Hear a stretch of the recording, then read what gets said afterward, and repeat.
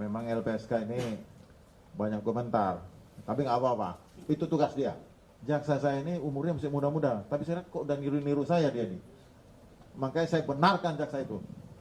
Tidak ada yang salah sama jaksa itu, ya. Tapi kok beda pendapat nggak apa-apa.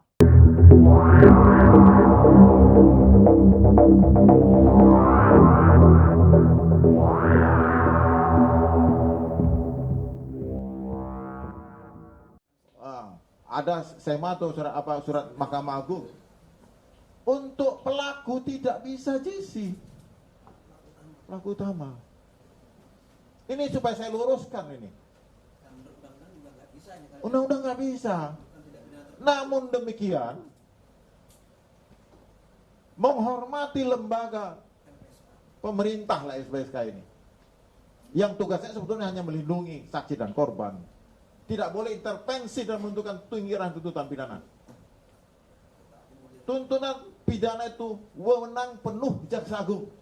Tidak ada lembaga lain yang bisa mempengaruhi. Tapi kami hormati LPSK, maka tuntutannya itu lebih ringan dibanding Pak Sambo. Kalau mungkin LPSK nggak mungkin 12 tahun. Ya, kami menghormati, tapi ketua LPSK bilang, wah ini segala macam, tapi itulah kebebasan berbicara saat ini. Kebebasan berbicara, berbebasan berbeda pandangan dalam negara hukum Indonesia dibenarkan. Terpengaruh pola pikir hakim dan jaksa, kita serahkan pada majelis.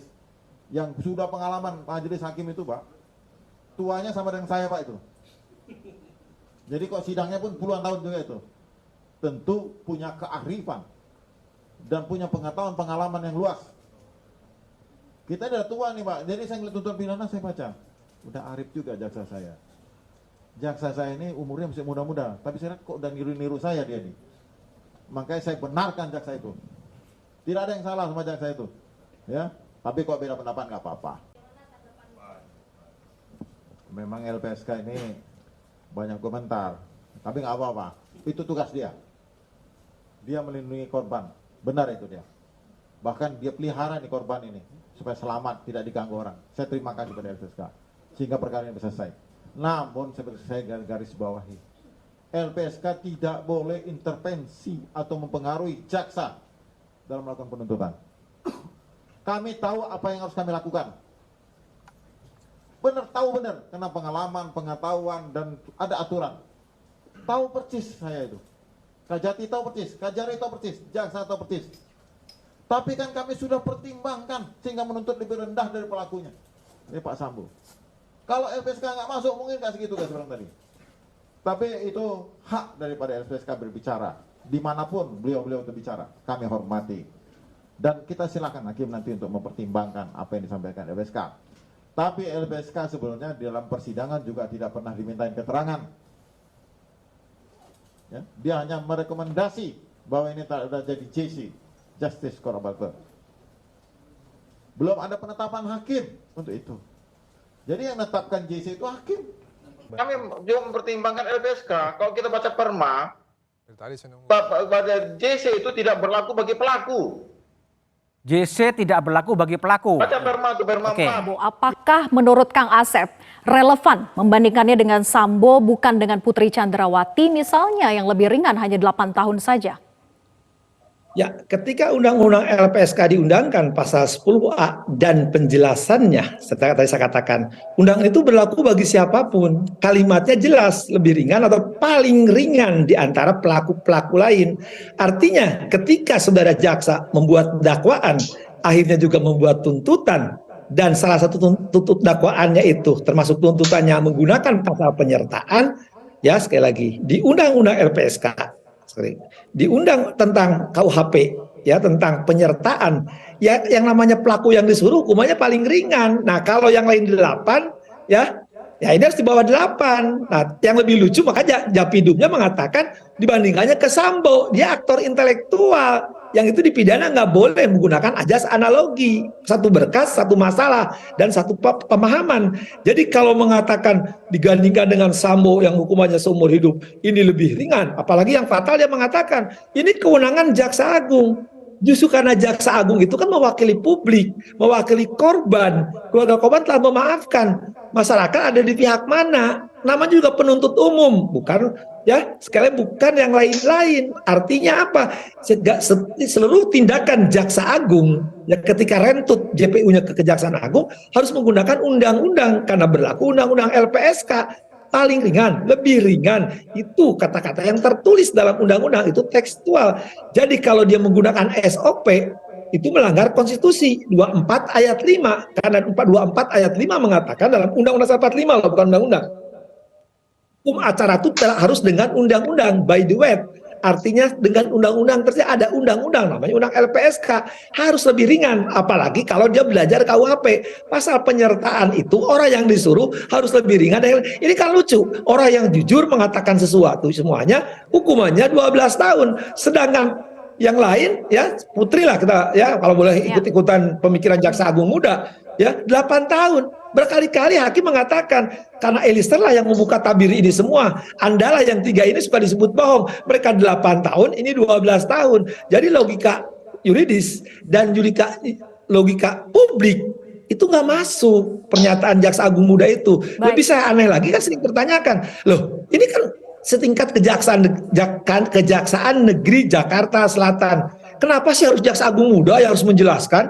Dan kenapa harus humasnya? Ya, Jaksaan Negeri Jakarta Selatan aja jelaskan atau JPU-nya jelaskan. Nah, Betul, Anda menjadi salah satu inisiator bersama Prof. Sulistiawati Irianto untuk membuat surat sahabat pengadilan kepada Pengadilan Negeri Jakarta Selatan.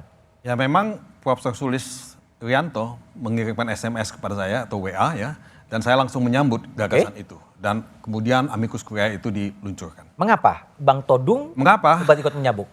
Ya ada beberapa hal tadi sudah disebutkan, tapi saya ingin menekankan bahwa posisi justice collaborator dalam kasus yang sangat pelik semacam ini posisi yang sangat kunci dan harus dibela.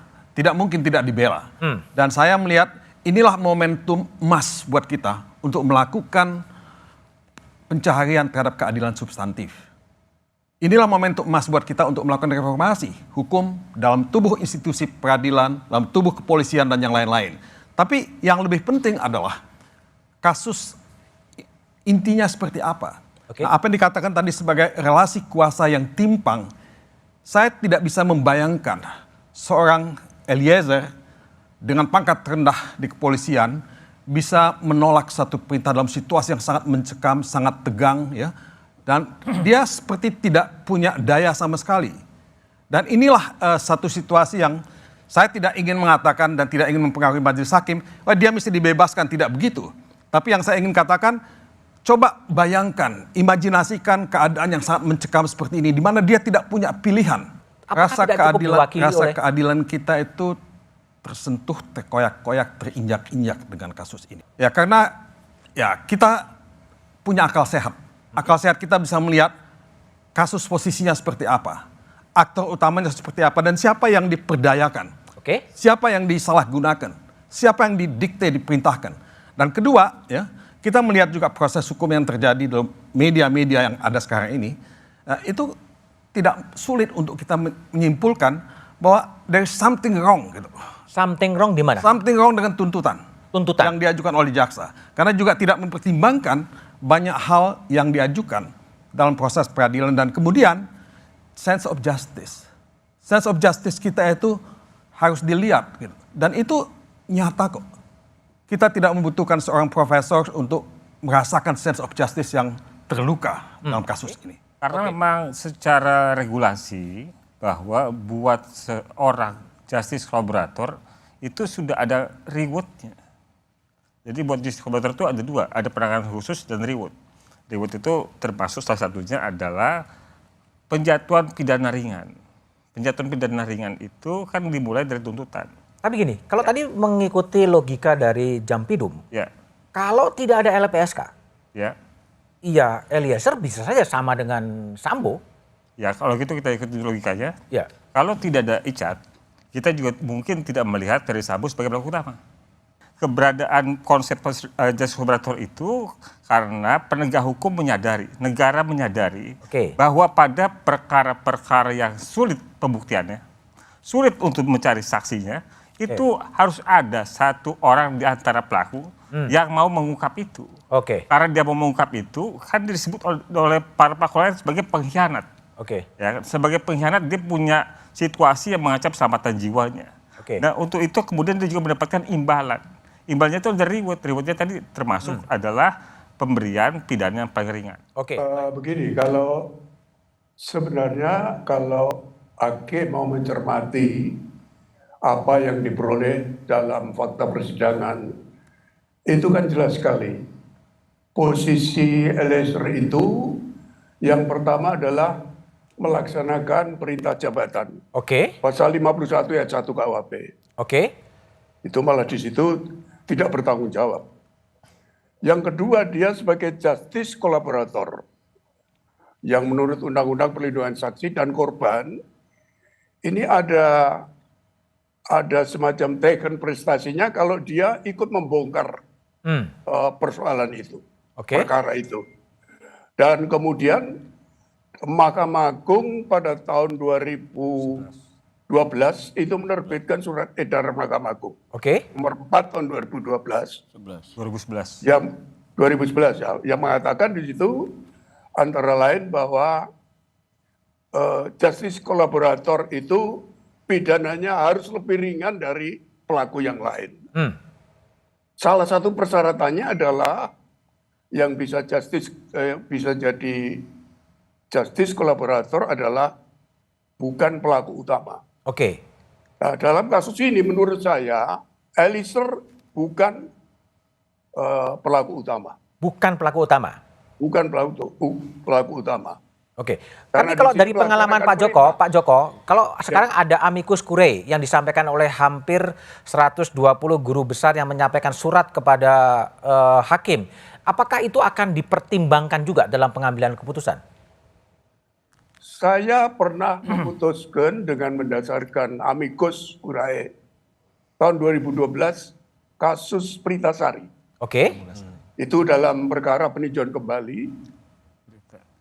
Mungkin pertimbangan saya tidak cukup mengenai hal itu di dalam pertimbangan, tetapi saya perhatikan di tingkat PK Prita saya bebaskan. Antara lain karena amicus curiae itu.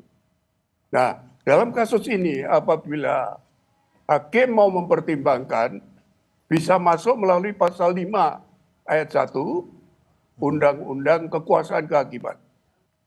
Apa itu, Pak? Undang-Undang Kekuasaan Kehakiman nomor 48 tahun 2009. Yang isinya? Antara lain hakim dan hakim konstitusi wajib memperhatikan rasa keadilan atau hukum yang berkembang di dalam. Oke, baik. Memperhatikan rasa keadilan dari masyarakat. Jadi saya setuju sekali tadi apa yang dikatakan oleh mantan Hakim Agung Pak Joko Sarwoko, bahwa hakim wajib menggali, mengikuti, dan memahami nilai-nilai hukum dan rasa keadilan di masyarakat. Jadi kalau boleh menyimpulkan, apa yang dilakukan oleh Bang Todung Mulya Lubis dalam melaksanakan amicus curiae, Friends of the Court, sahabat pengadilan, mungkin adalah cerminan paling jujur dari terusiknya rasa keadilan di masyarakat. Oke. Mas Budiman. Nah, kalau kita mau masuk lebih dalam ke substansi, jangan lupa bahwa jaksa penuntut umum mendakwa seluruh para terdakwa dengan pasal 55 ayat 1 ke 1 dan bukan pasal 55 ayat 1 ke 2. Artinya apa, Mas Budiman? Hanya ada 3 kemungkinan bentuk penyertaan yang ada dalam perkara ini. Yang pertama adalah orang yang melakukan, yang kedua adalah orang yang turut melakukan, dan yang ketiga adalah orang yang menyuruh melakukan atau don't play hand. Dari referensi dan literatur hukum pidana yang saya miliki, Mas Budiman, orang yang disuruh melakukan itu hanya merupakan alat yang tidak memiliki niat, tidak memiliki kehendak, maka berlakulah asas Hensstraf Sonderschuld.